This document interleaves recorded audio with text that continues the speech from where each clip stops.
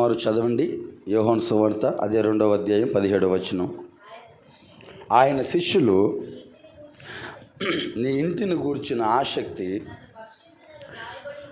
నన్ను భక్షించునని వ్రాయబడి ఉన్నట్టు జ్ఞాపకము చేసుకోండి. చాలండి, కొద్ది నిమిషాలు వీలైనంత త్వరగా నేను ముగించడానికి ప్రయత్నిస్తాను. అందరూ నా వైపు కొద్ది నిమిషాలు చూడండి. ప్రాముఖ్యంగా బైబిల్ గ్రంథంలో సువార్తలు 4 ఉన్నాయి. మార్కు, మత్తయి, లూకా, యోహాను సువార్తలని 4 సువార్తలు బైబిల్లో రాయించబడి ఉన్నాయి. కానీ మీరు జాగ్రత్తగా బైబిల్ని అబ్జర్వ్ చేస్తే 3 సువార్తలు రాయబడిన క్రమం ఒకటి, యోహాను సువార్త రాయబడిన క్రమం ఒకటి. 3 సువార్తల్లో ఏది ఎక్కువ పొందుపరిచారంటే ఆయన దావీదు కుమారుడు, ఆయన మనిషి కుమారుడు, ఆయన లోక పాపము కొరకు చనిపోవడానికి వచ్చిన మెస్సయ్య అని మార్కు, మత్తయి, లూకా సువార్తలు రాస్తే, యోహాను సువార్తలో యోహాను భక్తుడు గారు కోడి చేసేది ఏంటిదేనంటే వచ్చే యేసుక్రీస్తు ఎవరో కాదు, ఆయన సాక్షాత్తు దేవుడు. ఆమేన్. ఆయన సాక్షాత్తు దేవుడై ఉన్నాడు. ఆయన ఆదిలోనే ఉన్నాడు. ఆయన తండ్రితో ఉన్నాడు. ఆ దేవుడే ఇప్పుడు మన మధ్యకి శరీరధారిగా వస్తున్నారు అని అనేక సందర్భాల్లో యోహాను భక్తుడు చాలా కూలంకుషంగా రాస్తారు. అందరూ 3 సువార్థికులకి తెలిసింది ఏంటిది అంటే యేసుక్రీస్తు ప్రభు ఏదైతే చేశాడో, యేసుక్రీస్తు ప్రభు ఏదైతే పరిచర్య జరిగించాడో ఆ పరిచర్యని రాయించుకుంటూ వచ్చాడు. కానీ కేవలము యోహాను భక్తుడు మాత్రమే ఆయనకున్నటువంటి దైవత్వాన్ని మరచడానికి రాయడానికి యోహాను భక్తుడికి ఒక్కడికే దేవుడు ప్రేరేపణించాడు. కాబట్టి యోహాను సువార్త కానీ, యోహాను గారు రాసినటువంటి 3 పత్రికలు కానీ, యోహాను గారు రాసినటువంటి ప్రకటన గ్రంథం కానీ అందరికీ అర్థం అవ్వాలి అని అంటే వాళ్ళ ఆలోచన క్రమం మారాలి. 3 సువార్తలను చదివిన కోణంలో మనము యోహాను సువార్త చదివితే మనకు అది అంత అర్థవంతంగా మనకు ఉండదు. యోహాను గారు ఎక్కువ పరలోక రాజ్యాన్ని గురించి, యోహాను గారు ఎక్కువ విశ్వాస జీవితాన్ని ఆధ్యాత్మికంగా ఎలా బలపరచబడుచుకోవాలో దాని గురించి ఎక్కువ యోహాను భక్తుడు రాసుకుంటూ వస్తాడు. యోహాను భక్తుడు ఏది చూసింది రాయలేదు, కానీ యేసుక్రీస్తు ప్రభు హృదయంలో ఏ ఆలోచన అయితే ఉందో, యేసుక్రీస్తు ప్రభు ఒక సమస్యని ఏ రీతిగా ఆయన చూస్తాడో ఆ కోణంలో యోహాను భక్తుడు రాస్తూ వస్తాడు. ఎందుకు అని అంటే యోహాను గారికి ఒక చక్కటి పేరు ఉంది. ఏంటిది అది? యోహాను గారంట యేసుక్రీస్తు రొమ్మున ఆనుకున్నటువంటి శిష్యుడు. ఉన్నటువంటి మిగతా 11 మంది శిష్యులు ఆయనతో ప్రయాణం చేశారు, కానీ ఆయన యోహాను గారు మర్సానికి యేసుక్రీస్తుని రొమ్మున ఆనుకున్నటువంటి శిష్యుడు. అంటే ఆయన హృదయంలో ఉన్న ప్రతి ఆలోచన యోహాను భక్తుడికి ఏం తెలుసు? చాలా నీట్గా, చాలా కూలంకుషంగా ఆయనకి తెలుసు. ఎందుకంటే ఆయన అంత సమీపంగా ఉన్నాడు. మీరు బాగా జ్ఞాపకం చేసుకుంటే యేసుక్రీస్తు ప్రభువుని సిలువేసినప్పుడు శిష్యులు ఎవరు అక్కడ లేరు. ఎవరున్నారు? కేవలం యోహాను భక్తుడు, అంటే యోహాను గారు ఒక్కరే ఉన్నారు. ఎందుకనంటే దేవునికి అంత సన్నిహితంగా మెలిగినటువంటి యోహాను భక్తుడు మర్సనికి ఆయనకున్నటువంటి దైవత్వాన్ని కానీ, దేవుని యొక్క ఆలోచనను కానీ అంత నీట్గా లిఖించగలుగుతాడు. జాగ్రత్తగా మనం ఆలోచించుకుంటే ప్రతి వచనంలో ఆధ్యాత్మిక స్థితి ఎలా బలపరుచుకోవాలనే విధానంలోనే యోహాను భక్తుడు కోడి చేస్తూ మాట్లాడతాడు. యేసుక్రీస్తు పరిచర్య చాలా వరకు యోహాను సువార్తలో కనపడదు. ఎందుకు అని అంటే ఆయన ఎక్కువ పరలోక రాజ్యాన్ని బట్టి విశ్వాస జీవితము ఎలా ఉండాలి, విశ్వాస జీవితము ఎలా ఉంటే పరలోకానికి మనం ఎత్తబడతాం అనే దానిని బట్టి ఎక్కువ యోహాను సువార్త రాసుకుంటూ వచ్చారు. కాబట్టి ఈరోజు ఆ యోహాను సువార్తని కొద్ది నిమిషాలు మనం ధ్యానించి త్వరగా ముగించుకుందాం. ఆ 2వ అధ్యాయం 7వ వచనంలో అక్కడ అతను కోడ్ చేస్తున్న మాట ఏంటిది అని అంటే ఆయన శిష్యులు నీ ఇంటిని గూర్చిన ఆసక్తి నన్ను భక్షించునని వ్రాయబడి ఉన్నట్టు జ్ఞాపకము చేసుకొనిరి. ఆమేన్.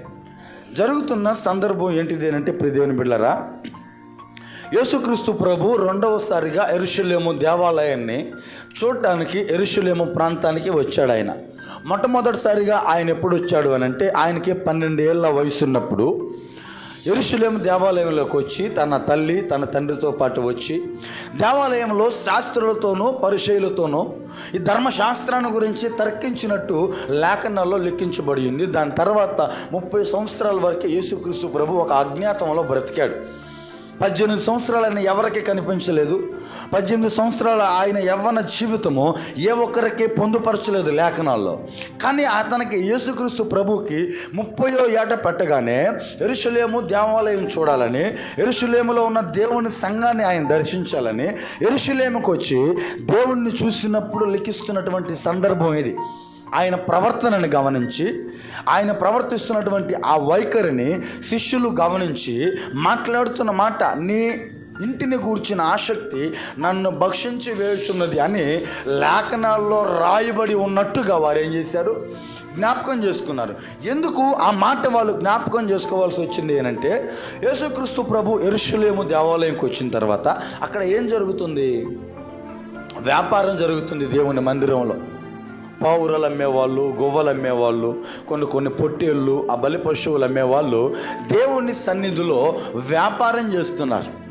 బలి ఇవ్వటానికి లేని ఆచారం వ్యాపారం చేయడానికి ఏమొచ్చింది అని చాలామంది అడిగే మాటలు ఈరోజు. దేవుడి సన్నిధిలో బలిస్తున్నారు అదే పావురము, దాన్ని దేవుని మందిరంలో అమ్మటానికి ఏమి అడ్డు వచ్చింది అని చాలామంది అడిగే క్వశ్చన్ ఏంటిది అంటే, లేవియా కాండంలో మాట ఉంటుంది ప్రియ దేవుని బిడ్డలారా, ఒక్కొక్క బలి ఒక్కొక్క విధానంలో అర్పించాల్సిన కార్యక్రమం ఉంటుంది. ఒక్కొక్క దున్నపోతుని వధించాలి, దేవుని సన్నిధిలో బలించాలంటే దానికి ముందు ఒక కార్యక్రమం ఉంటుంది. వ్యభిచారం చేసిన వారు ఈ దున్నపోతుని దేవుడి సన్నిధిలో బలిస్తారు. దానికి క్రమం ఏంటిది అంటే, ఇంటి దగ్గర నుంచి ఆ దున్నపోతుని దేవుని సన్నిధిలోనికి ఏం చేయాలి? త్రోసుకుంటూ రావాలంటే తీసుకుంటూ దేవుని సన్నిధిలోకి రావాలి. దేవుని సన్నిధిలోకి ఏదైతే దున్నపోతును తీసుకుంటూ వచ్చారో ఇప్పుడు ఊర్లో ఉన్న వాళ్ళందరూ ఏం చేస్తారు? చూస్తారు. చూసినప్పుడు వాడికి గుర్తేంటిది తెలుసా? వీడు మందిరానికి దున్నపోతును తీసుకువెళ్ళాడు అని అంటే వీడేదో పాపం చేశాడు, వీడేదో పొరపాటు చేస్తాడు. కాబట్టి దేవుని సన్నిధిలో పశ్చాత్తాపం కోరుకుంటూ ఆయనకి బలి అర్పిస్తున్నాడు అని తెలియబడ్డానికి ఈ దున్నపోతుని సన్నిధిలోనికి తీసుకెళ్ళి బలించాలి. దేవుని బలిపీఠం ఎదుట, ఆయన దహన బలిపీఠం ఎదుట దహన బలిగానో సమాధాన బలిగానో ప్రాయశ్చిత్తార్థ బలిగానో అర్పించాలి. ఇదంతా లేవియా కాండంలో ఉంటుంది 23వ అధ్యాయంలో. అయితే ఇక్కడ ఉన్నటువంటి కొందరు వ్యాపారస్తులు ఏం చేశారు అని అంటే, ఇంటి దగ్గర నుంచి తీసుకురావాల్సినటువంటి ఆ ప్రాయశ్చిత్తాన్ని, ఆ బలి ఏదైతే ఉందో దాన్ని రెడీమేడ్గా దేవుని సంఘంలోనే అమ్మటం ప్రారంభించారు.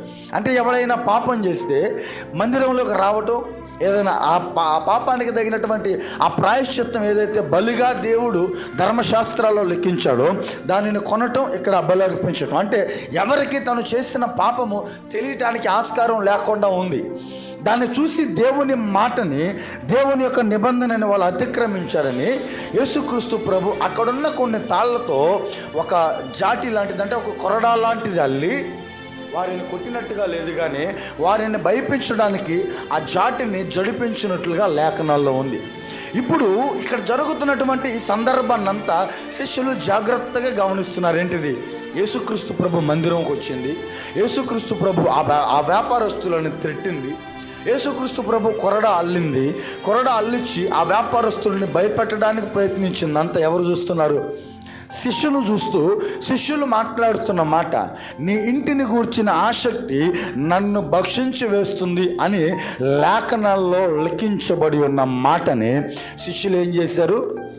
జ్ఞాపకం చేసుకున్నారు. అంటే ఈ మాట ఎవరు రాశారయ్యా అని అంటే, చదవండి కీర్తనల గ్రంథం 69వ అధ్యాయం 9వ వచనం ఒకసారి చదవండి. ఈ మాట ఎక్కడ లిఖించబడి ఉందని అంటే, దైవజనుడైన దావీదు మాట్లాడుతున్న మాట 69వ అధ్యాయం 9వ వచనం.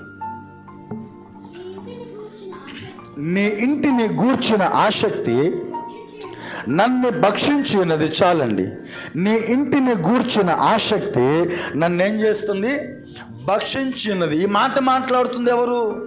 దైవజనుడైన దావీదు గారు ఈ మాట మాట్లాడారు. ఎప్పుడు? 1500 సంవత్సరాల క్రితం. అంటే యేసుక్రీస్తు ప్రభు జన్మించడానికి 14-15 శతాబ్దాల ముందు దైవజనుడు మాట్లాడితే, ఇప్పుడు యేసుక్రీస్తు ప్రభు ప్రవర్తన ఎలా ఉందంటే ఎగ్జాక్ట్గా ఏదైతే దైవజనుడు దావీదు రాశాడో ఆ మాటలకి సరిపోయే విధంగా యేసుక్రీస్తు ప్రభు ఒక ప్రవర్తన ఆ రోజు మందిరంలో ఉంది.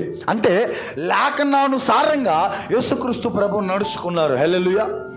లేఖనానుసారంగా యేసుక్రీస్తు ప్రభు జీవించాడు అనడానికి ఈ వచనము మనకు బాగా ఉదాహరణగా ఉంది. క్రైస్తవ జీవితాలు నేడు లేఖనానుసారంగా జీవించాలి. క్రైస్తవ జీవితాలు దేవుని లేఖనం ప్రకారం మనం నడుచుకోవాలి.